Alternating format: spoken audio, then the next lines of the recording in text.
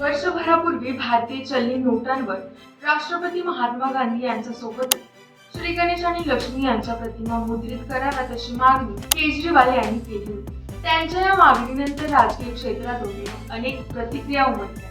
त्यामुळे भारतीय नोटांवर राष्ट्रपिता महात्मा गांधी कसे आले, ते हटवले जाऊ शकतात का, असे अनेक सवाल उपस्थित झाले. खरं तर भारत देशामध्ये नोटा प्रसिद्ध करण्याचे अधिकार फक्त भारतीय रिझर्व्ह बँकेला आहे. यापूर्वी भारतीय चलनातल्या नोटांवर महात्मा गांधींऐवजी लक्ष्मी देवीचा फोटो छापावा अशी मागणी सुब्रमण्यम स्वामी यांनी केली होती. इंग्रजांची सत्ता असताना भारतातील सर्व आर्थिक व्यवहार हे इंग्रजांनी निर्माण केलेल्या चलनाच्याच आधारे झाले. स्वातंत्र्य मिळाल्यानंतरही काही काळ भारतात ब्रिटिशांच्या चलनावरच सर्व व्यवहार केले जायचे. कालांतराने भारतीय चलनात अनेक बदल होत गेले.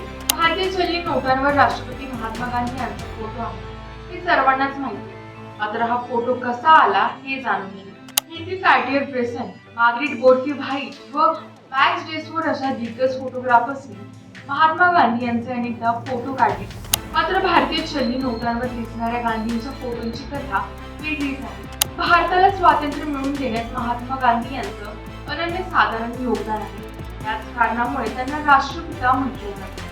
ते राष्ट्रपिता असल्यामुळे भारतीय चलनी नोटांवर त्यांचाच फोटो असेल असे जवळजवळ सर्वांनीच गृहीत धरले. मात्र भारताला स्वातंत्र्य मिळाल्यानंतर भारतीय चलनी नोटांवर लगेच महात्मा गांधी यांचा फोटो आलेला आहे. त्यासाठी काही दशकाची वाट पाहावी लागली. महात्मा गांधी यांचं भारतीय चलनी नोटांवरील फोटो हे एखादे रेखाचित्रण आहे. 1946 साली काढलेले एका पूर्ण फोटोमधून हा फोटो घेण्यात आला. ब्रिटिश राजकारणी lord Frederick William Pethick Lawrence यांच्यासोबत महात्मा गांधी उभे होते. त्याचवेळी हा फोटो काढण्यात आला होता. महात्मा गांधी या फोटोमध्ये हसत असल्यामुळे या फोटोची पुढे चलनी नोटांसाठी निवड करण्यात आली. दुर्दैवाने हा फोटो कोणी काढला तसेच चलनी नोटांवर छापण्यासाठी या फोटोची निवड कोणी केली याबाबत निश्चित माहिती उपलब्ध नाही. चलनी नोटांवर नेमके काय असावे हे ठरवण्याची तसेच या नोटांची रचना करण्याची जबाबदारी ही भारतीय रिझर्व्ह बँकेच्या चलन व्यवस्थापन विभागाकडे असते. नोटीची रचना ठरवल्यानंतर या विभागाला केंद्र सरकार तसेच रिझर्व्ह बँकेची मंजुरी घ्यावी लागते. नोटांच्या छपाईबाबत आरबीआय ऍक्ट 1934 मध्ये सविस्तर माहिती देण्यात आली आहे. या कायद्यातील कलम 35 मध्ये चलनी नोटांची रचना, नोटेसाठी वापरायचे साहित्य हे केंद्रीय बोर्डाने शिफारस केल्यानंतरच केंद्र सरकारकडून मंजूर केले जाईल असे नमूद करण्यात आले. महात्मा गांधी यांच्या 100व्या जयंतीनिमित्त भारत सरकारने काही विशेष नोटा जारी करण्याचे ठरवले होते. याच निर्णयाअंतर्गत भारतीय चलनी नोटांवर महात्मा गांधी यांचा फोटो पहिल्यांदा 1969 साली आला. तेव्हा भारतीय रिझर्व्ह बँकेचे गव्हर्नर एल.के. झा होते. नोटांवर महात्मा गांधी यांच्या फोटो मागे सेवाग्राम आश्रमही दाखवण्यात आला होता. त्यानंतर 1987 साली महात्मा गांधी यांचा हा फोटो असलेल्या 500 रुपयांच्या नोटा जारी करण्यात आल्या. भारताला स्वातंत्र्य मिळाल्यानंतर पुढे काही महिने आरबीआयने किंग जॉर्ज 6वा यांचे छायाचित्र असलेल्या नोटा चलनात कायम ठेवल्या. त्यानंतर 1949 साली आरबीआयने 1 रुपयाची नोट जारी केली. या नोटेत मात्र किंग जॉर्ज यांची प्रतिमा नव्हती. त्या प्रतिमेऐवजी सारनाथ येथील अशोक स्तंभावरील सिंह प्रतिमा असलेल्या भारतीय राष्ट्र चिन्हाचा फोटो लावण्यात आला. पुढे भारतीय चलनी नोटात वेळोवेळी अनेक बदल होत गेले. भारताला स्वातंत्र्य मिळाल्यानंतर नोटांवर भारतीय चिन्ह असणे गरजेचे होते. तेव्हा किंग जॉर्ज यांच्या फोटोऐवजी महात्मा गांधी यांचा फोटो वापरावा असे ठरवण्यात आले. त्या दृष्टीने नोटेची रचनाही करण्यात आली होती. मात्र महात्मा गांधी यांच्या फोटोऐवजी सारनाथमधील अशोक स्तंभावरील सिंह प्रतिमेचा फोटो लावण्याचे ठरवण्यात आले.